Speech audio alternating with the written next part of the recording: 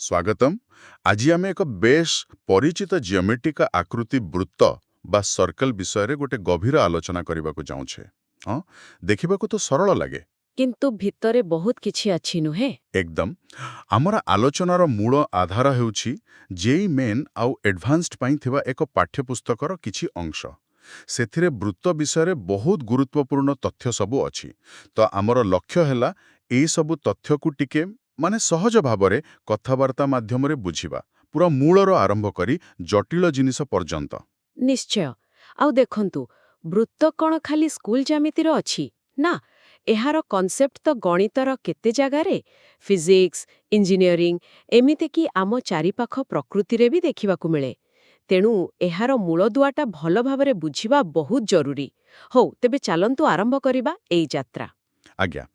तेबे प्रथमे पूरा मूलरू वृत्तर संज्ञा।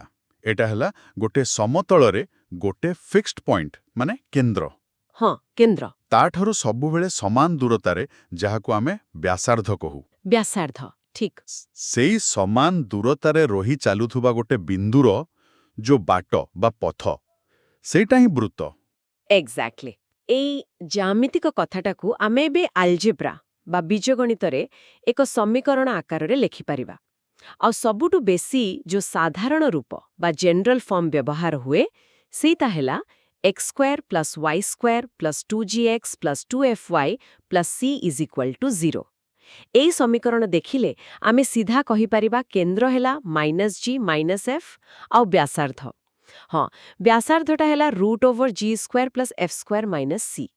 एटा बहुत कामरे आसे कारण प्रश्नरे बेले बेले एमिति फॉर्म रे ही वृत्त दिया जाइथाय। एठी गोटे कथा आसुछि। आपण जो कहिले व्यासार्धर सूत्ररे वर्गमूल भितरे g² + f² - c अछि। एहारो किछि महत्व अछि ना कोन? कारण वर्गमूल भितरे जदि नेगेटिव आसीगला। अरे वाह, बहुत भला पॉइंट। से g² + f² c रो मूल्य उपरे ही सबु निर्भर करे माने वृत्तटा केमितिका हेबो। देखंतु तीनटा केस ही पारे। जदि g² + f² c टा पॉजिटिव होउची माने 0 ठु बड़ ताहेले व्यासार्धटा वास्तव आउ पॉजिटिव। तेनु आमको गोटे प्रकृत वृत्त मिलिबो। जदि सेटा 0 हे गला ताहेले व्यासार्ध भी 0 माने एक बिंदु वृत्त पॉइंट सर्कल खाली केंद्रटा -g, -f रहइबो। आउ जदि सेटा नेगेटिव हैला ताहले तो वर्गमूलटा काल्पनिक हे जिवो। आमे वास्तव समतल रे किछि आंकी बारिबानी, सेटाकू काल्पनिक वृत्त कुहा जाय। अच्छा, बुझिगली। तेबे सेही पदटा ही कहिदबो वृत्त अछि ना खाली बिंदु ना किछि नाही। हो एबे आउ गोटे कथा। कोऑर्डिनेट ज्योमेट्री रे आमे गोटे जनरल सेकेंड डिग्री इक्वेशन पढंती ax² + 2hxy + by² + 2gx + 2fy + c = 0। हाँ, जोटा कोनिक सेक्शन को देखाए। आज्ञा। तेबे कोउ शर्त पूरण हेले एई बड़ समीकरणटा केवल गोटे वृत्त को ही देखैबो? एकिरि पई दीटा मुख्य शर्त अछि मने रखिबा दरकार। प्रथम कथा हैला x² और y² रो जो कोएफिशिएंट बा सहग अछि माने a और b से दीटा समान हेबा दरकार आउ शून्य हबनी माने a = b ≠ 0। एटा कोन सुनिश्चित करे जे आकृतिटा दुई दिगरे समान भाबरे बढ़ुछि। आउ द्वितीय कथा xy वाला पदटा रहिबनी माने तार सहग h शून्य हेबा दरकार h = 0। एहार माने हेला वृत्तटा एमिति एक्सिस सह बंका ही रहिनी। बस एई दीटा शर्त a = b ≠ 0 आउ h = 0 जदि मानिला ताहाले सेई जनरल सेकेंड डिग्री इक्वेशन गोटे वृत्त ही हेबो। ओहो, माने x² और y² रो सहग समान और xy पद नाही, सीधा कथा। एहा छड़ा वृत्त पई आउ किछि सहजिया रूप अछि कि जोगुडा बेसी व्यवहार हुए? हाँ, निश्चय अछि। किछि फॉर्म बहुत कॉमन। गोटे हेला मानक रूप बा स्टैंडर्ड फॉर्म सबुठु सरल। जेतेबेले केंद्रटा मूल बिंदु 0 0 रे आउ व्यासार्ध a समीकरण हेला x² + y² = a²। तापरे आसिला केंद्रीय रूप बा सेंट्रल फॉर्म। जदि केंद्र h, k रे आउ व्यासार्ध r ताहेले x - h² + y - k² = r²। एटा तो सीधा डिस्टेंस फॉर्मूला रु आसुची। एटा बधे सबुठु बेशी व्यवहार हुए। आमे जनरल फॉर्म को भी ए फॉर्म को आनी पारिबा ସ୍କ୍ୱାର କମ୍ପ୍ଲିଟ୍ କରିକି। ଆଉ ଗୋଟେ ମଜାଦାର ସର୍ଟକଟ୍ ହେଲା ବ୍ୟାସୀୟ ରୂପ ବା ଡାୟାମେଟ୍ରିକ୍ ଫର୍ମ।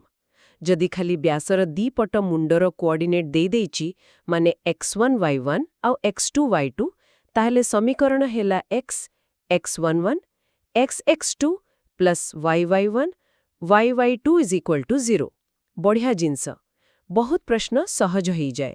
ଶେଷରେ ପାରାମିତୀୟ ରୂପ ବା ପାରାମେଟ୍ରିକ୍ ଫର୍ମ। ଏଇଟା ବୃତ୍ତ ଉପରେ ଯେକୌଣସି ପଏଣ୍ଟକୁ ଗୋଟେ ପାରାମିଟର ଥୀଟା ସାହାଯ୍ୟରେ ଦେଖିବା ପାଇଁ। x - h whole square plus y - k whole square r square ପାଇଁ x h plus r cos theta, y k plus r sin ଥୀଟା।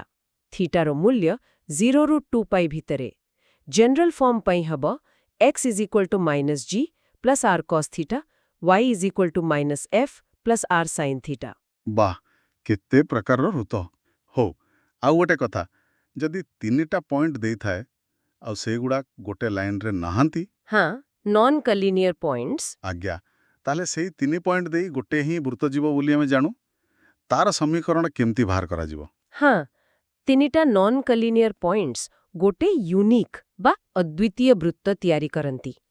ତାର ଇକ୍ୱେସନ୍ ପାଇବା ପାଇଁ ବି କିଛି ବାଟ ଅଛି।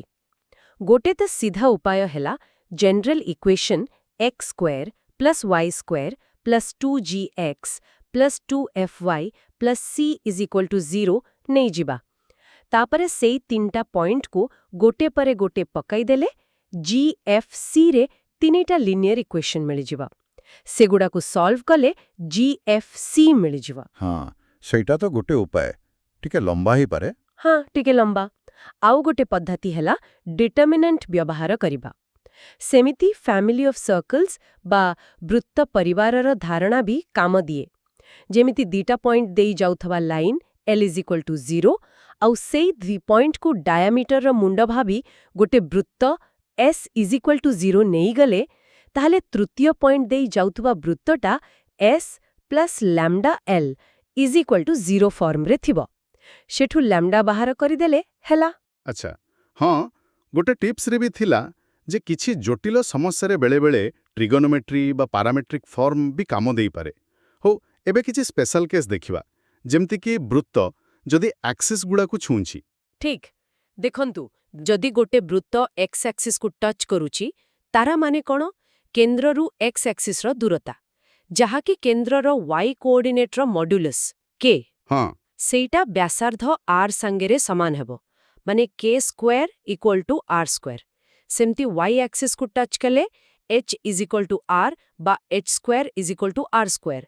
ଆଉ ଯଦି ଦିଟା ଯାକ ଆକ୍ସିସ୍କୁ ଟଚ୍ କରୁଛି, ତାହେଲେ ତ h = k = r, ମାନେ କେନ୍ଦ୍ରଟା ହେବ +r+r ଭଳି। ଆଉ ସମୀକରଣ ହେବ x ପ୍ଲସ୍ r ର whole square plus y plus r ର ହୋଲ୍ ସ୍କ୍ୱାର = r²। ଏଇ ଜିଓମେଟ୍ରିକାଲ କଥାଟା ବୁଝିଗଲେ ସମୀକରଣ ମନେ ରହିଯିବ। ହଁ, ଏଇଟା ସହଜରେ ବୁଝାପଡ଼ୁଛି। ଏହା ସହ ଆଉ ଗୋଟେ କନସେପ୍ଟ ଯୋଡ଼ା, ଇଣ୍ଟରସେପ୍ଟସ୍ ବା ଅନ୍ତଖଣ୍ଡ। ମାନେ ବୃତ୍ତଟା ଯଦି ଆକ୍ସିସ୍କୁ କାଟୁଛି, ତେବେ କେତେ ଲମ୍ବର ଅଂଶ ତିଆରି କରୁଛି। ହଁ, ସେ general equation x² plus y² plus 2gx plus 2fy plus c = 0 ପାଇଁ। x ଆକ୍ସିସ୍ ଉପରେ ଯୋଉ ଇଣ୍ଟରସେପ୍ଟ ତିଆରି ହୁଏ, ତାର ଲେନ୍ଥ ହେଲା 2√g² - c, ଆଉ y ଆକ୍ସିସ୍ ଉପରେ ଇଣ୍ଟରସେପ୍ଟର ଲେନ୍ଥ ହେଲା 2√f² - c। ଏ ସୂତ୍ରଗୁଡ଼ାକ ବି ପାଇଥାଗୋରସ୍ ଥିଓରମରୁ ସହଜରେ ଆସିଯାଏ। ଆଉ ଏଠୁ ଆମେ ପୁଣି ଟଚ୍ କରିବାର କଣ୍ଡିସନ୍ ବି ପାଇପାରିବା। ଦେଖନ୍ତୁ, ଯଦି g² = c ହେଲା, x ଇଣ୍ଟରସେପ୍ଟ 0, ମାନେ ବୃତ୍ତ x ଆକ୍ସିସ୍କୁ ଟଚ୍ କରୁଛି। ଓହୋ, ସେମିତି f² = c ହେଲେ y ଆକ୍ସିସ୍କୁ ଟଚ୍ କରୁଛି। ଆଉ ଯଦି g²c ଠୁ କିଛି ହେଲା, ତାହେଲେ ବର୍ଗମୂଳ କାଳ୍ପନିକ, ମାନେ x ଆକ୍ସିସ୍କୁ କାଟୁନି। ହଁ, ସେମିତି f²c ପାଇଁ। ବହୁତ ସ୍ପଷ୍ଟ। ଏବେ ବୃତ୍ତ ଆଉ ଗୋଟେ ବିନ୍ଦୁର ସମ୍ପର୍କ, ଗୋଟେ ପଏଣ୍ଟ p x1, y1 ଦେଲେ ସେଇଟା ବୃତ୍ତ s = 0ର ବାହାରେ ଅଛି ନା ଉପରେ ନା ଭିତରେ, କେମିତି ଜଣାପଡ଼ିବ? ଏଥିପାଇଁ ଗୋଟେ ସରଳ ଟେଷ୍ଟ ଅଛି। ଆମେ ସେଇ ପଏଣ୍ଟକୁ ବୃତ୍ତର ସମୀକରଣରେ ପକାଇଦେବା।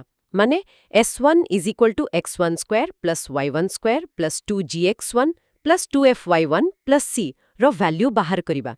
ଯଦି s1 > 0 ହେଲା, ତାହେଲେ ପଏଣ୍ଟଟା ବାହାରେ। जदि S1 इज इक्वल टू 0 हैला ताहले पॉइंटटा ठीक वृत्त उपरे और जदि S1 लेस देन 0 हैला ताहले पॉइंटटा वृत्त भितरे बस एतिकी बढिया एई S1 ର ଆଉ କିଛି ଗୁରୁତ୍ୱ ଅଛି ନା ଖାଲି ଏତିକି? ଆରେ ନିଶ୍ଚୟ ଅଛି ଏଇ S1ଟା ଗୋଟେ ବହୁତ ଗୁରୁତ୍ୱପୂର୍ଣ୍ଣ କନସେପ୍ଟ ସହ ଯୋଡ଼େ ଯାହାକୁ କହନ୍ତି ପାୱାର ଅଫ୍ ଅ ପଏଣ୍ଟ ବା ବିନ୍ଦୁର ଶକ୍ତି କଳ୍ପନା କରନ୍ତୁ ଗୋଟେ ପଏଣ୍ଟ P ରୁ ଆମେ ବୃତ୍ତ ଭିତର ଦେଇ ଗୋଟେ ସିକ୍ୟାଣ୍ଟ ବା ଛେଦକ PAB ଆଙ୍କିଲେ ଯୋଉଟା ବୃତ୍ତକୁ A ଆଉ B ରେ କାଟୁଛି ତାହେଲେ ସେଇ PA ଆଉ PB ର ଯୋଉ ଗୁଣଫଳ ସେଟା ସବୁବେଳେ କନଷ୍ଟାଣ୍ଟ ରହେ ଆପଣ ସିକ୍ୟାଣ୍ଟଟା ଯେମିତି ବି ଆଙ୍କନ୍ତୁ ନା କାହିଁକି ଆଉ ସେଇ କନଷ୍ଟାଣ୍ଟ ଭ୍ୟାଲ୍ୟୁଟା ହିଁ S1 ଆଉ ଯଦି P ପଏଣ୍ଟଟା ବୃତ୍ତ ବାହାରେ ଅଛି ମାନେ S1 ଶୂନ୍ୟର ବଡ଼ ତାହେଲେ ସେଇ ପଏଣ୍ଟରୁ ଆମେ ଯୋଉ ଟାଞ୍ଜେଣ୍ଟ ବା ସ୍ପର୍ଶକ PT ଆଙ୍କିବା ତାର ଲେନ୍ଥର ସ୍କୋୟାର PT ସ୍କୋୟାର ବି S1 ସହ ସମାନ ହବ ତେଣୁ ସିଧା କଥା power of point is equal to S1 is equal to PA into PB is equal to PT square ଯେତେବେଳେ P ବାହାରେ ଆରେ ବାଃ ଏଇ S1 ଟା ଖାଲି ଗୋଟେ ଚିହ୍ନ ନୁହେଁ ଏହାର ତ ଜ୍ୟାମିତିକ ମାନେ ଅଛି ବିନ୍ଦୁର ଶକ୍ତି ଆଉ ସ୍ପର୍ଶକ ଲେନ୍ଥର ସ୍କୋୟାର ଏଇଟା ମନେ ରହିଲା ଆଉ ଗୋଟେ ଛୋଟ ପ୍ରଶ୍ନ ଗୋଟେ ପଏଣ୍ଟରୁ ବୃତ୍ତ ପର୍ଯ୍ୟନ୍ତ ସବୁଠୁ କମ୍ ଆଉ ସବୁଠୁ ବେଶୀ ଦୂରତା କେତେ ହବ? ହଁ ଯଦି ପଏଣ୍ଟଟା ହେଲା A ବୃତ୍ତର କେନ୍ଦ୍ର C ଆଉ ବ୍ୟାସାର୍ଦ୍ଧ R ତେବେ A ରୁ ବୃତ୍ତର ସବୁଠୁ ଦୂର ପଏଣ୍ଟ କୋଉଠି ଥିବ A ଆଉ C କୁ ଯୋଡୁଥିବା ଲାଇନ ବୃତ୍ତକୁ ଯୋଉ ଦୂରପଟେ କାଟୁଛି ସେଇଠି ତେଣୁ ସବୁଠୁ ବେଶୀ ଦୂରତା ବା ସର୍ବବୃହତ ଦୂରତା AC ପ୍ଲସ୍ R ଆଉ ସବୁଠୁ ପାଖ ପଏଣ୍ଟଟା ସେଇ ଲାଇନର ନିକଟପଟେ ଥିବ ତେଣୁ ସବୁଠୁ କମ୍ ଦୂରତା ବା ସର୍ବନିମ୍ନ ଦୂରତା AC ମାଇନସ୍ ମଡ୍ୟୁଲସ୍ R ଏଠି ମଡ୍ୟୁଲସ୍ ନେବା କାରଣ ଏ ଭିତରେ ବି ଥାଇପାରେ ଠିକ୍ ଅଛି ବୁଝିଗଲି ଏବେ ପଏଣ୍ଟ ପରେ ଲାଇନ୍ ଆଡ଼କୁ ଆସିବା ଗୋଟେ ସରଳ ରେଖା ମନେ କରନ୍ତୁ y is equal to mx plus c ଆଉ ଗୋଟେ ସରଳ ବୃତ୍ତ x square plus y square is equal to a square ଏ ଦି ଜଣ କେତେବେଳେ ଭେଟାଭେଟି ହେବେ ମାନେ କେବେ କାଟିବେ କେବେ ଖାଲି ଛୁଇଁବେ ଆଉ କେବେ ଦେଖାଇ ହବନି ଏହାର ସବୁଠୁ ସହଜ ଉପାୟ ହେଲା ଜିଓମେଟ୍ରିକାଲି ଦେଖିବା ବୃତ୍ତର କେନ୍ଦ୍ର ଏଠି ତ 0 0 ରୁ ସରଳ ରେଖା ପର୍ଯ୍ୟନ୍ତ ଲମ୍ବ ଦୂରତା P ବାହାର କରିବା ତାକୁ ବ୍ୟାସାର୍ଦ୍ଧ A ସହ ତୁଳନା କରିବା ଯଦି PA ମାନେ ଦୂରତାଟା ବ୍ୟାସାର୍ଦ୍ଧଠୁ କମ୍ ତାହେଲେ ଲାଇନଟା ଭିତର ଦେଇ ଯାଉଛି ଦିଟା ଜାଗାରେ କାଟିବ ଯଦି P is equal to A ମାନେ ଦୂରତା ଠିକ୍ ବ୍ୟାସାର୍ଦ୍ଧ ସହ ସମାନ ତାହେଲେ ଲାଇନଟା ଖାଲି ଛୁଇଁକି ଯାଉଛି ଗୋଟେ ପଏଣ୍ଟରେ ଟଚ୍ କରୁଛି ଏଇଟା ହିଁ ସ୍ପର୍ଶକ ବା ଟାଞ୍ଜେଣ୍ଟ ଆଉ ଯଦି PA ମାନେ ଦୂରତା ବ୍ୟାସାର୍ଦ୍ଧଠୁ ବେଶୀ ତାହେଲେ ଲାଇନଟା ବାହାରେ ରହିଗଲା କେବେ ବି ଛୁଇଁବନି ଜିଓମେଟ୍ରିକାଲି P ଆଉ A କୁ କମ୍ପେୟାର କରିବା ହଁ ଆଉ ଏଇ ଯୋଉ ସ୍ପର୍ଶକ ହେବାର ସର୍ତ୍ତ P is equal to A ତାକୁ ଆଲଜେବ୍ରାରେ ବି ଲେଖାଯାଏ x square plus y square is equal to A square ଆଉ y is equal to mx plus c ପାଇଁ କଣ୍ଡିସନ ଅଫ୍ ଟାଞ୍ଜେନ୍ସି ହେଉଛି c square is equal to A square 1 plus m square ଆଚ୍ଛା c square is equal to A square 1 plus m square ଏଇଟା ହେଲା ସ୍ପର୍ଶକ ହେବାର ସର୍ତ୍ତ ତେବେ ସ୍ପର୍ଶକର ସମୀକରଣ କେମିତି ବାହାର କରାଯିବ ଏହାର ବି କ'ଣ ଅଲଗା ଅଲଗା ଫର୍ମ ଅଛି ହଁ ଏହାର ବି ତିନିଟା ମୁଖ୍ୟ ଫର୍ମ ଅଛି ପରିସ୍ଥିତି ଅନୁସାରେ ବ୍ୟବହାର ହୁଏ ପ୍ରଥମ ହେଲା ବିନ୍ଦୁ ରୂପ ବା ପଏଣ୍ଟ ଫର୍ମ ଯଦି ଆମକୁ ସ୍ପର୍ଶ ବିନ୍ଦୁ x1, y1 ଟା ଜଣ ଅଛି ଆଉ ସେଇଟା ବୃତ୍ତ S is equal two x square plus y square plus 2gx plus 2fy plus c is equal to 0 ଉପରେ ଅଛି ତାହେଲେ ସ୍ପର୍ଶକର ସମୀକରଣ ପାଇଁ ଗୋଟେ ସୁନ୍ଦର ଟ୍ରିକ୍ ଅଛି ସେଇଟା ହେଲା t is equal to 0 t is equal to 0 A t କ'ଣ? t ହେଲା ଗୋଟେ ରୂପାନ୍ତରଣ ଆମେ S ର ସମୀକରଣରେ x ସ୍କୋୟାରକୁ x1 ରେ y ସ୍କୋୟାରକୁ y1 ରେ 2x କୁ x ପ୍ଲସ୍ x1 ରେ ଆଉ 2y କୁ y ପ୍ଲସ୍ y1 ରେ ବଦଳେଇ ଦେବା ତେଣୁ t ହେଲା x1 plus y1 plus g of x plus x1 plus f of y plus y1 plus c ତେଣୁ ଟାଞ୍ଜେଣ୍ଟ ଇକ୍ୱେସନ୍ ହେଲା t ଇଜ୍ ଇକ୍ୱାଲ୍ ଟୁ 0 ଏଟା ବହୁତ ପାୱାରଫୁଲ୍ ଦ୍ୱିତୀୟ ହେଲା ପ୍ରବଣତା ରୂପ ବା ସ୍ଲୋପ୍ ଫର୍ମ ଯଦି ଆମକୁ ଖାଲି ଟାଞ୍ଜେଣ୍ଟର ସ୍ଲୋପ୍ m ଜଣା ଅଛି କିନ୍ତୁ ପଏଣ୍ଟ ଜଣା ନାହିଁ ତାହେଲେ ସେଇ ସରଳ ବୃତ୍ତ x square plus y square is equal to a square ପାଇଁ ଟାଞ୍ଜେଣ୍ଟର ଇକ୍ୱେସନ୍ ହେଲା y is equal to mx plus minus a square root 1 plus M square. ଦେଖିଲେ ଏଠି ପ୍ଲସ୍ ମାଇନସ୍ ଅଛି, ମାନେ ଦିଟା ସମୀକରଣ ମିଳିବ, କାରଣ ଗୋଟେ ସ୍ଲୋପ୍ ପାଇଁ ଦିଟା ପ୍ୟାରାଲେଲ୍ ଟାଞ୍ଜେଣ୍ଟ ଥାଇପାରେ। ଆଉ ତୃତୀୟ ହେଲା ପାରାମିତୀୟ ରୂପ ବା ପାରାମେଟ୍ରିକ୍ ଫର୍ମ। ଯଦି ସ୍ପର୍ଶ ବିନ୍ଦୁଟା ପାରାମେଟ୍ରିକ୍ ଫର୍ମରେ ଦିଆଯାଇଛି, ମନେ କରନ୍ତୁ a cos θ a sin θ ବୃତ୍ତ x² + y² = a² ପାଇଁ ଟାଞ୍ଜେଣ୍ଟ ଇକ୍ୱେସନ୍ ହେବ x cos θ + y sin θ a। ବାଃ, ସେ t=0 ଫର୍ମୁଲାଟା ସତରେ ବହୁତ କାମରେ ଆସିବା ଭଳିଆ ଲାଗୁଛି।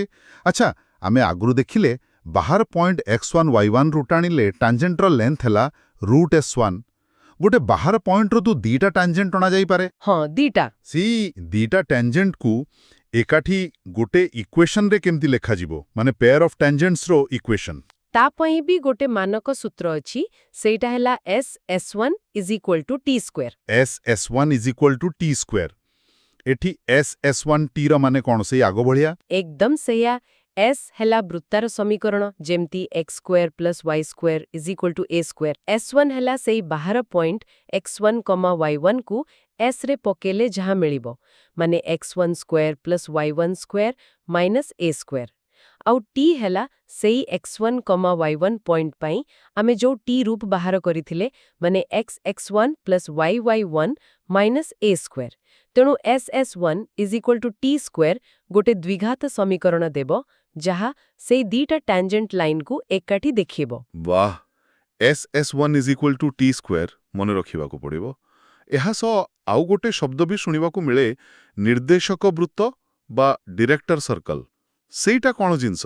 ହଁ, ଡାଇରେକ୍ଟର ସର୍କଲ। ଏଇଟା ହେଉଛି ଏମିତି ସବୁ ପଏଣ୍ଟମାନଙ୍କର ପଥ ବା ଲୋକସ୍, ଯେଉଁ ପଏଣ୍ଟରୁ ବୃତ୍ତକୁ ଯଦି ଦିଟା ଟାଞ୍ଜେଣ୍ଟ ଆଣିବା, ସେମାନେ ପରସ୍ପରକୁ ଲମ୍ବ ହେବେ, ମାନେ 90 ଡିଗ୍ରୀ କୋଣ କରିବେ। ଓହୋ, ଯୋଉ ପଏଣ୍ଟରୁ ଟାଣିଲେ ଟାଞ୍ଜେଣ୍ଟଗୁଡ଼ା ପରପେଣ୍ଡିକୁଲାର। ହଁ, ସେଇ ସବୁ ପଏଣ୍ଟକୁ ଯୋଡ଼ିଦେଲେ ଯାହା ମିଳିବ, ସେଇଟା ହିଁ ଡାଇରେକ୍ଟର ସର୍କଲ। ଆଉ ମଜା କଥା ହେଲା, x² + y² = a² ବୃତ୍ତ ପାଇଁ ତାର ଡାଇରେକ୍ଟର ସର୍କଲର ସମୀକରଣ ହେଉଛି x² + y² = 2a²। ଦେଖନ୍ତୁ, ଏଇଟା ବି ଗୋଟେ ବୃତ୍ତ।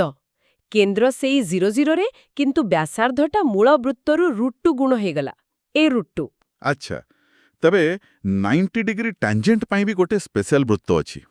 ହଉ, ଏବେ ଟାଞ୍ଜେଣ୍ଟ ସହ ଯୋଡ଼ା ଆଉ ଗୋଟେ ଲାଇନ୍ ହେଲା ଅଭିଲମ୍ବ ବା ନର୍ମାଲ। ତାର କ'ଣ ସ୍ପେଶାଲିଟି? ନର୍ମାଲ ହେଉଛି ଟାଞ୍ଜେଣ୍ଟ ଯୋଉ ପଏଣ୍ଟରେ ବୃତ୍ତକୁ ଛୁଉଁଛି, ସେଇ ପଏଣ୍ଟରେ ଟାଞ୍ଜେଣ୍ଟ ଉପରେ ଲମ୍ବ, ମାନେ ପରପେଣ୍ଡିକୁଲାର। ବୃତ୍ତ ପାଇଁ ନର୍ମାଲର ସବୁଠୁ ବଡ଼ ଗୁଣ ହେଲା, ଏହା ସବୁବେଳେ ବୃତ୍ତର କେନ୍ଦ୍ର ଦେଇଯାଏ। ଓହୋ, ସବୁ ନର୍ମାଲ କେନ୍ଦ୍ର ଦେଇଯିବ? ହଁ, ସବୁବେଳେ। ଏଇଟା ବହୁତ ସମସ୍ୟା ସମାଧାନରେ କାମ ଦିଏ। ଯେମିତି x² + y² ବେଳେ a² ବୃତ୍ତର x1, y1 ପଏଣ୍ଟରେ ନର୍ମାଲର ଇକ୍ୱେସନ୍ ହେବ xy1 yx1 = 0। ଏଇଟା କିଛି ନୁହେଁ, ଖାଲି 0, 0 ଆଉ x1, y1 କୁ ଯୋଡୁଥିବା ଲାଇନର ଇକ୍ୱେସନ୍। ବୁଝିଗଲି। ନର୍ମାଲ ମାନେ କେନ୍ଦ୍ରଗାମୀ ଲମ୍ବ। ଏବେ ଟାଞ୍ଜେଣ୍ଟରୁ ଟିକେ ଆଗକୁ ଯିବା, ଯା ବା କର୍ଡ ବିଷୟରେ। ଗୋଟେ ଶବ୍ଦ ଅଛି ସ୍ପର୍ଶଜା ବା କର୍ଡ ଅଫ୍ କଣ୍ଟାକ୍ଟ। ଏହାର ମାନେ କ'ଣ? ହଁ, କର୍ଡ ଅଫ୍ କଣ୍ଟାକ୍ଟ।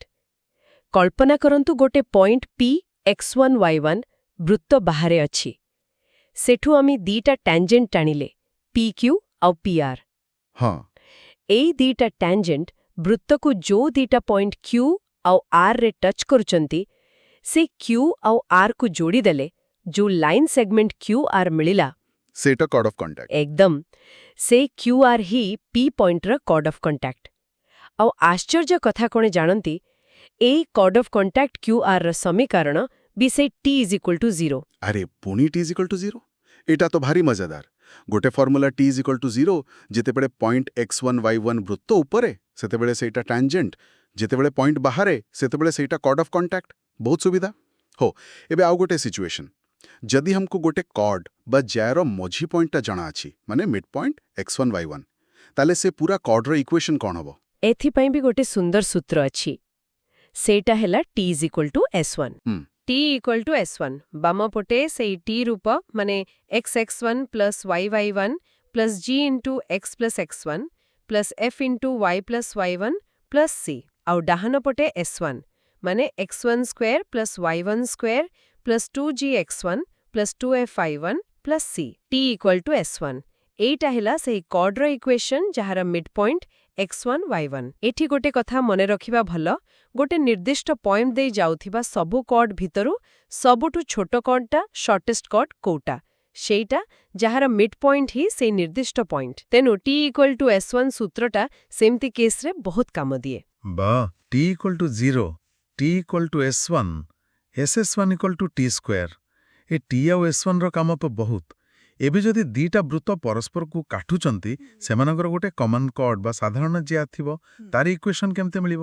ଏଇଟା ଆହୁରି ସହଜ ଯଦି ଦିଟା ବୃତ୍ତର ଇକ୍ୱେସନ୍ ହେଲା S1 ଇକ୍ୱାଲ୍ ଟୁ 0 ଆଉ S2 ଇକ୍ୱାଲ୍ ଟୁ 0 ମନେ ରଖିବେ S1 ଆଉ S2କୁ ଏମିତି ଲେଖିବାକୁ ହେବ ଯେମିତି x² ଆଉ y² ର କୋଫିସିଏଣ୍ଟ 1 ଥିବ ହଁ ଜେନେରାଲ ଫର୍ମରେ। ହଁ ତାହେଲେ ସେମାନଙ୍କର କମନ୍ କର୍ଡର ଇକ୍ୱେସନ୍ ହେଲା S1 - S2 ଇକ୍ୱାଲ୍ ଟୁ 0 ବାସ୍ କ'ଣ ସତରେ ଖାଲି ଗୋଟେ ଇକ୍ୱେସନରୁ ଆରଟାକୁ ମାଇନସ୍ କରିଦେଲେ?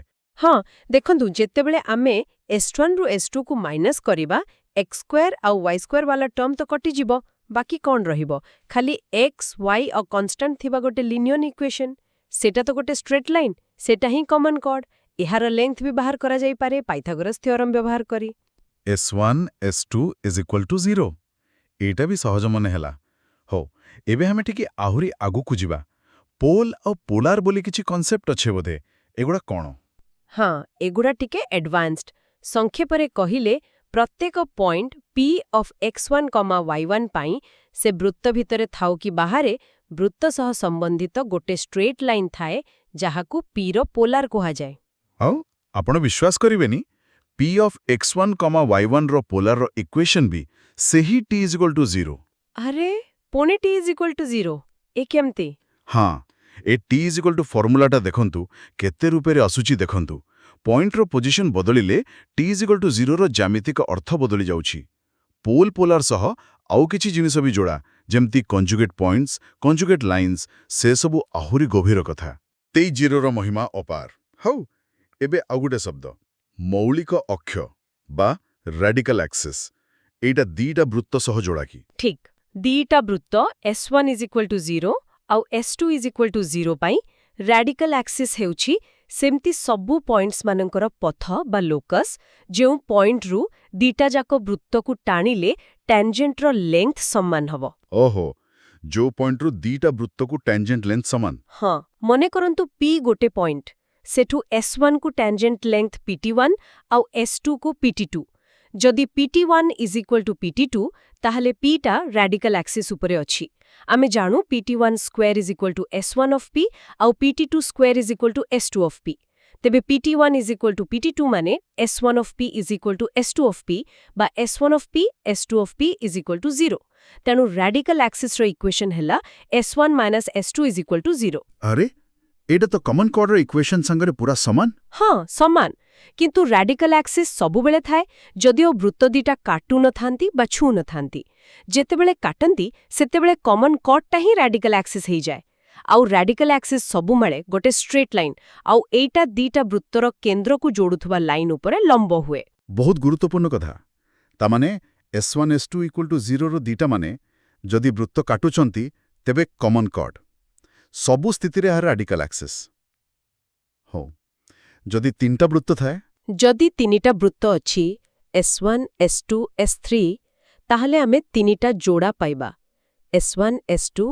S2 S3 S3 S1 ପ୍ରତି ଯୋଡ଼ା ପାଇଁ ଗୋଟେ ଗୋଟେ ରାଡିକାଲ ଆକ୍ସିସ୍ ମିଳିବ S1 S2 equal to 0 S2 S3 equal to 0 ଆଉ S3 S1 equal to 0 ମଜା କଥା ହେଲା ଏ ତିନିଟା ରାଡିକାଲ ଆକ୍ସିସ୍ ଯଦି କେନ୍ଦ୍ରଗୁଡ଼ା ନନ୍ କୋଲିନିୟର ଗୋଟି ବିନ୍ଦୁରେ ହିଁ କାଟନ୍ତି ସେଇ ପଏଣ୍ଟକୁ କହନ୍ତି ମୌଳିକ କେନ୍ଦ୍ର ବା ରାଡିକାଲ ସେଣ୍ଟର ସେ ପଏଣ୍ଟରୁ ତିନିଟା ଯାକ ବୃତ୍ତକୁ ଟ୍ୟାଞ୍ଜେଣ୍ଟ ଲେନ୍ଥ ସମାନ ହେବ ଆଚ୍ଛା ତିନିଟା ପାଇଁ ଗୋଟେ ରାଡିକାଲ ସେଣ୍ଟର ଏହା ସହ ଯୋଡ଼ା ଆଉ ଗୋଟେ ଶବ୍ଦ ହେଲା ସମାକ୍ଷ ବୃତ୍ତ ସମୂହ ବା କୋଆକ୍ସିଆଲ ସିଷ୍ଟମ ଅଫ୍ ସର୍କଲ୍ସ ଏହାର ମାନେ କ'ଣ କୋଆକ୍ସିଆଲ ସିଷ୍ଟମ ମାନେ ଏମିତି ଗୋଟେ ବୃତ୍ତମାନଙ୍କର ପରିବାର ବା ଫ୍ୟାମିଲି ଅଫ୍ ସର୍କଲ୍ସ ଯୋଉଥିରେ ଆପଣ ଯେକୌଣସି ଦିଟା ବୃତ୍ତକୁ ନେଲେ ସେମାନଙ୍କର ରାଡିକାଲ ଆକ୍ସିସ୍ଟା ସମାନ ରହିବ ଗୋଟେ କମନ୍ ରାଡିକାଲ ଆକ୍ସିସ୍ ଥିବ ପୁରା ପରିବାର ପାଇଁ ଏହାର ସମୀକରଣକୁ ସାଧାରଣତଃ S plus lambda L is equal to 0 ଆକାରରେ ଲେଖାଯାଏ। ଏଠି S ଇଜ୍ ଇକ୍ୱାଲ୍ ଟୁ 0 ହେଲା ପରିବାରର ଗୋଟେ ବୃତ୍ତ, L ଇଜ୍ ଇକ୍ୱାଲ୍ ଟୁ 0 ହେଲା ସେହି କମନ୍ ରାଡିକାଲ୍ ଆକ୍ସିସ୍, ଆଉ ଲ୍ୟାମ୍ଡା ହେଲା ଗୋଟେ ପାରାମିଟର। ଲ୍ୟାମ୍ଡା ବଦଳିଲେ ଆମକୁ ସେ ପରିବାରର ଅଲଗା ଅଲଗା ବୃତ୍ତ ମିଳିବ। ଯଦି ଦିଟା ବୃତ୍ତ S1 ଇଜ୍ ଇକ୍ୱାଲ୍ ଟୁ 0 ଆଉ S2 ଇଜ୍ ଇକ୍ୱାଲ୍ ଟୁ 0 ଦିଆଯାଇଛି, ତାହେଲେ ସେମାନଙ୍କ ଦ୍ୱାରା ତିଆରି ହୋଇଥିବା କୋଏକ୍ସିଆଲ୍ ସିଷ୍ଟମର ଇକ୍ୱେସନ୍ ହେବ S1 plus lambda S1 S2 is equal to 0, କାରଣ L is equal to S1 S2। ଏହି ସିଷ୍ଟମରେ କିଛି ପଏଣ୍ଟ ସର୍କଲ ବି ଥାଇପାରେ, ଯାହାକୁ ସୀମାନ୍ତ ବିନ୍ଦୁ ବା ଲିମିଟିଂ ପଏଣ୍ଟସ୍ କହନ୍ତି। ବାଃ, ବୃତ୍ତମାନଙ୍କର ଅବିପରିବାର। ହୋ, ଏବେ ଦିଟା ବୃତ୍ତ ଯେତେବେଳେ କାଟୁଛନ୍ତି ସେମାନଙ୍କ ଭିତରେ ଗୋଟେ କୋଣ ତିଆରି ହେଉଥିବ, ସେ ଆଙ୍ଗେଲ ଅଫ୍ ଇଣ୍ଟରସେକ୍ସନ୍ କେମିତି ମପାଯାଏ? ହଁ, ଦିଟା ବୃତ୍ତର ଆଙ୍ଗଲ ଅଫ୍ ଇଣ୍ଟରସେକ୍ସନ୍ ମାନେ ସେମାନେ ଯୋଉ ପଏଣ୍ଟରେ କାଟୁଛନ୍ତି ସେଇ ପଏଣ୍ଟରେ ଦିଟା ବୃତ୍ତର ଯୋଉ ଟାଞ୍ଜେଣ୍ଟ ଅଛି ସେମାନଙ୍କ ଭିତରର କୋଣ। ଯଦି ଦିଟା ବୃତ୍ତର ବ୍ୟାସାର୍ଦ୍ଧ R1 ଆଉ R2 ହେଲା ଆଉ ସେମାନଙ୍କର କେନ୍ଦ୍ର ଭିତର ଦୂରତା D ହେଲା, ତାହେଲେ ସେଇ କୋଣ ଥୀଟା ପାଇଁ ଗୋଟେ ସୂତ୍ର ଅଛି, cos θ is equal to R1 square plus R2 square minus D square divided by 2R1 R2। R1 square plus R2 square minus D square divided by 2R1 R2। ଏଇଟା cos θ। ଏହାର କିଛି ସ୍ପେଶାଲ କେସ୍ ଅଛି, ଯେମିତି ଆଗରୁ 90 degree ଟାଞ୍ଜେଣ୍ଟ ପାଇଁ director circle ଥିଲା। ହଁ, ଏଠି ବି ଗୋଟେ ବହୁତ ଗୁରୁତ୍ୱପୂର୍ଣ୍ଣ ସ୍ପେଶାଲ କେସ୍ ଅଛି। ଯେତେବେଳେ ସେ intersection angle θ is equal to 90 degree ହୁଏ, ମାନେ cos θ ଇଜ୍ ଇକ୍ୱାଲ୍ ଟୁ 0, ସେତେବେଳେ ଆମେ କହୁ କି ବୃତ୍ତ ଦିଟା ପରସ୍ପରକୁ ଲମ୍ବ ଭାବେ ଛେଦ କରୁଛନ୍ତି ବା କଟ୍ ଅର୍ଥୋଗୋନାଲି। এই କେସ୍ରେ କ'ଣ ହେବ? cos θ ଇଜ୍ ଇକ୍ୱାଲ୍ ଟୁ 0 ମାନେ R1 square plus R2 square divided Bai D square is equal to 0 ବା D square is equal to R1 square plus R2 square. ଏଇଟା ଦେଖିବାକୁ ପାଇଥାଗୋରାସ୍ ଥିଓରମ୍ ଭଳିଆ। ହଁ ତ ଆଉ ଯଦି ବୃତ୍ତ ଦିଟା general form S1 is equal to 0 ଆଉ S2 ଇଜ୍ ଇକ୍ୱାଲ୍ ଟୁ 0ରେ ଦିଆଯାଇଛି, ତାହେଲେ ଏଇ ଅର୍ଥୋଗୋନାଲିଟିର କଣ୍ଡିସନ୍ ବା ଲମ୍ବତାର ସର୍ତ୍ତ ହେଉଛି 2 into G1 G2 plus F1 F2 is equal to C1 plus C2। ଏଇଟା ଗୋଟେ ମଷ୍ଟ ରିମେମ୍ବର ଫର୍ମୁଲା, ବହୁତ ଜାଗାରେ କାମ ଦିଏ। 2GG2 plus F1 F2 is equal to C1 plus C2 ଅର୍ଥୋଗୋନାଲିଟି condition ମାନେ ରହିଲା। ଏବେ ପୁରା ଶେଷ ଆଡ଼କୁ ଆସିବା। ଦିଟା ବୃତ୍ତ ପରସ୍ପର ସହ କେମିତି ରହିପାରନ୍ତି, ମାନେ କେତେ ଦୂରରେ, କେତେ ପାଖରେ, କେତେ ଥର ଛୁଇଁବେ ବା କାଟିବେ? ଏଇଟା ପୁରାପୁରି ନିର୍ଭର କରେ ଦିଟା ଜିନିଷ ଉପରେ। ସେମାନଙ୍କ କେନ୍ଦ୍ର ଭିତରର ଦୂରତା D is equal to C1 C2 ଆଉ ସେମାନଙ୍କର ବ୍ୟାସାର୍ଦ୍ଧ R1 R2। ଏଇ ତିନିଟାକୁ ତୁଳନା କଲେ ଆମେ ଜାଣିପାରିବା। ମୁଖ୍ୟତଃ 5ଟା ସ୍ଥିତି ବା କେସ୍ ସମ୍ଭବ। 1. ଯଦି D R1 ପ୍ଲସ୍ R2 ହୁଏ, ମାନେ କେନ୍ଦ୍ର ଭିତରର ଦୂରତା ବ୍ୟାସାର୍ଦ୍ଧ ଦିଟାର ଯୋଗଫଳଠୁ ବି ବେଶୀ, ତାହେଲେ ବୃତ୍ତ ଦିଟା ପୁରା ଅଲଗା ଅଲଗା ବାହାରେ ଅଛନ୍ତି, କୌଣସି କମନ୍ ପଏଣ୍ଟ ନାହିଁ। ଏ କ୍ଷେତ୍ରରେ 4ଟା କମନ୍ ଟାଞ୍ଜେଣ୍ଟ ଟଣା ଯାଇପାରେ, 2ଟା ସିଧା ବା ଡାଇରେକ୍ଟ ଆଉ 2ଟା ବଙ୍କା ବା ଟ୍ରାନ୍ସଭର୍ସ। 2. ଯଦି D is equal to R1 plus R2 ହୁଏ, ମାନେ ଦୂରତା ଠିକ୍ ଯୋଗଫଳ ସହ ସମାନ, ତାହେଲେ ବୃତ୍ତ ଦିଟା ବାହାରୁ ପରସ୍ପରକୁ ଟଚ୍ କରୁଛନ୍ତି, ଟଚ୍ ଏକ୍ସଟର୍ନାଲି, ଗୋଟେ କମନ୍ ପଏଣ୍ଟ। ଏଠି 3ଟା କମନ୍ ଟାଞ୍ଜେଣ୍ଟ ମିଳେ। 3. ଯଦି R1 R2 D R1 plus R2 ହୁଏ, ମାନେ ଦୂରତାଟା ବ୍ୟାସାର୍ଦ୍ଧର ଯୋଗଫଳଠୁ କମ୍ କିନ୍ତୁ ବିୟୋଗଫଳଠୁ ମଡ୍ୟୁଲସ୍ ବେଶୀ, ତାହେଲେ ବୃତ୍ତ ଦିଟା ଅଲଗା ଅଲଗା ପଏଣ୍ଟରେ କାଟୁଛନ୍ତି, ଇଣ୍ଟରସେକ୍ଟେଡ୍ 2 ପଏଣ୍ଟସ୍, 2ଟା କମନ୍ ପଏଣ୍ଟ। ଏଠି ଖାଲି 2ଟା କମନ୍ ଟାଞ୍ଜେଣ୍ଟ ସିଧାବାଲା ମିଳେ। 4. ଯଦି D is equal to R1 minus R2 ଆଉ D ଶୂନ୍ୟ ନୁହେଁ, ତାହେଲେ ଗୋଟେ ବୃତ୍ତ ଭିତରୁ ଆଟାକୁ ଟଚ୍ କରୁଛେ ଇଣ୍ଟରନାଲି, ଗୋଟେ କମନ୍ ପଏଣ୍ଟ, ଏଠି ଖାଲି ଗୋଟେ କମନ୍ ଟାଞ୍ଜେଣ୍ଟ ମିଳେ। ଯଦି D R1 R2 ମାନେ ଦୂରତାଟା ବିୟୋଗ ଫଳଠୁ ବି କମ୍, ତାହେଲେ ଗୋଟେ ବୃତ୍ତ ପୁରାପୁରି ଆରଟା ଭିତରେ ଅଛେ, କୌଣସି କମନ୍ ପଏଣ୍ଟ ନାହିଁ, ଆଉ ଏଠି କୌଣସି କମନ୍ ଟାଞ୍ଜେଣ୍ଟ ବି ନାହିଁ, ଶୂନ୍ୟଟା। ବାଃ, ପୁରା 5ଟା କେସ୍ ଆଉ ସେଥିରେ କମନ୍ ଟାଞ୍ଜେଣ୍ଟ ସଂଖ୍ୟା 4 3 2 1 0। ଏଇଟା ପୁରା ଗୋଟେ ପ୍ୟାକେଜ। ଶେଷରେ ଆଉ କିଛି ଛୋଟ ଛୋଟ କଥା ଥିଲା ବୋଧେ, ଯେମିତି ବୃତ୍ତର ପ୍ରତିବିମ୍ବ। ହଁ, ସେମିତି କିଛି ଛୋଟ କଥା। ଯଦି ଆମେ ଗୋଟେ ବୃତ୍ତର ଗୋଟେ ଲାଇନ୍ ମିରରରେ ଇମେଜ୍ ବା ପ୍ରତିବିମ୍ବ ନେବା, ତାହେଲେ ଯୋଉ ନୂଆ ବୃତ୍ତ ମିଳିବ ତାର ରେଡିୟସଟା ସମାନ ରହିବ, ଖାଲି କେନ୍ଦ୍ରଟା ବଦଳିଯିବ, ମୂଳ କେନ୍ଦ୍ରର ଇମେଜ୍ ହିଁ ନୂଆ କେନ୍ଦ୍ର ହେବ। ଆଉ ଗୋଟେ ଜିନିଷ ହେଲା ଚକ୍ରୀୟ ଚତୁର୍ଭୁଜ ବା ସାଇକ୍ଲିକ୍ କ୍ୱାଡ୍ରିଲେଟରାଲ। ଯଦି ଗୋଟେ ଚତୁର୍ଭୁଜର 4ଟା ଯାକ ଭର୍ଟେକ୍ସ ବା ଶୀର୍ଷ ଗୋଟେ ବୃତ୍ତ ଉପରେ ଥାଏ, ତାର ଗୋଟେ ମୁଖ୍ୟ ଗୁଣ ହେଲା ବିପରୀତ କୋଣଗୁଡ଼ିକର ଯୋଗଫଳ 180 ଡିଗ୍ରୀ ହୁଏ। ବାଃ, ତାହେଲେ ଆଜି ଆମେ ବୃତ୍ତର ଏକ ବହୁତ ବଡ଼ ଦୁନିଆ ଭିତରେ ବୁଲି ଆସିଲେ। ଜେନେରାଲ ଇକ୍ୱେସନରୁ ଆରମ୍ଭ କଲୁ, କେନ୍ଦ୍ର, ବ୍ୟାସାର୍ଦ୍ଧ, ତାପରେ ସବୁ ଅଲଗା ଅଲଗା ଫର୍ମ, ଇଣ୍ଟରସେପ୍ଟ, ପଏଣ୍ଟର ପୋଜିସନ୍, ଆଉ ପାୱାର, ଲାଇନ୍ ସହ relation, tangent, normal, chord, chord of contact, ଆଉ ସେ ମଜାଦାର t is equal to 0, s1 is equal to 0, t is equal to s1, ss1 is equal to t ସ୍କୋୟାରର କାମ। ତାପରେ ଦିଟା ବୃତ୍ତ କଥା ଆସିଲା, common chord, radical axis s1 minus s2 is equal to 0, orthogonality 2g1 g2 plus f1 f2 is equal to c1 plus c2, common ଟାଞ୍ଜେଣ୍ଟ ସଂଖ୍ୟା, ବାପରେ ବହୁତ କିଛି। ନିଶ୍ଚୟ। ଆଉ ଏଇ ଯୋଉ ଧାରଣାଗୁଡାକ ଆମେ ଆଲୋଚନା କଲେ, ଏଗୁଡ଼ା ଖାଲି ସୂତ୍ର ନୁହେଁ, ଏଗୁଡ଼ା ହେଉଛି ଜ୍ୟାମିତିକ ଭାବରେ ଚିନ୍ତା କରିବାର ଗୋଟେ ଗୋଟେ ଉପକରଣ। ଜେଇ ପରୀକ୍ଷା ପାଇଁ ତ ନିଶ୍ଚୟ ଜରୁରୀ, କିନ୍ତୁ ତାଠୁ ବଡ଼ କଥା ହେଲା ଏଇ ଯୋଉ ତର୍କ କରିବାର ଶକ୍ତି, ସମସ୍ୟା ସମାଧାନର କୌଶଳ, ଏସବୁ ଆଗକୁ ହାୟର ମ୍ୟାଥ୍ସ ଆଉ ସାଇନ୍ସର ଅନ୍ୟାନ୍ୟ ଜାଗାରେ ବି ବହୁତ କାମରେ ଆସିବ। ବୃତ୍ତ ଦେଖିବାକୁ ଏତେ ସରଳ, କିନ୍ତୁ ତା ପଛରେ ଏତେ ଗଭୀର ଆଉ ସୁନ୍ଦର ଗଣିତ ଲୁଚି ରହିଛି, ସେଇଟା ବୁଝିବା ହିଁ ଗୁରୁତ୍ୱପୂର୍ଣ୍ଣ। ଏକଦମ। ଆଉ ଏଇ ଆଲୋଚନାର ଶେଷରେ ଗୋଟେ ଚିନ୍ତା କରିବା ପାଇଁ ପ୍ରଶ୍ନ ଛାଡ଼ି ଯାଉଛୁ। ଆମେ ଦେଖିଲେ ଦିଟା ବୃତ୍ତ ଭିତରେ ବେଶୀରେ 4ଟା କମନ୍ ଟାଞ୍ଜେଣ୍ଟ ହେଇପାରିବ, କିନ୍ତୁ କେବେ ଭାବିଛନ୍ତି ଯଦି ଆମେ ଗୋଟେ ବୃତ୍ତ ଆଉ ଗୋଟେ ପାରାବୋଲା ନେବା, ତାହେଲେ ସେମାନଙ୍କ ଭିତରେ ବେଶୀରେ କେତେଟା କମନ୍ ଟାଞ୍ଜେଣ୍ଟ ରହିବା ସମ୍ଭବ? ଏଇ ଯୋଉ ଅଲଗା ଅଲଗା ଜ୍ୟାମିତିକ ଆକୃତି, ସେମାନଙ୍କ ଭିତରେ ସମ୍ପର୍କ କେତେ ଆଶ୍ଚର୍ଯ୍ୟଜନକ ହେଇପାରେ? ହଉ, ଏହି ଗଭୀର ଆଲୋଚନାରେ ଆମ ସହ ଯୋଡ଼ି ହୋଇଥିବାରୁ ଆପଣଙ୍କୁ ବହୁତ ବହୁତ ଧନ୍ୟବାଦ। ପୁଣି ଦେଖାହେବା।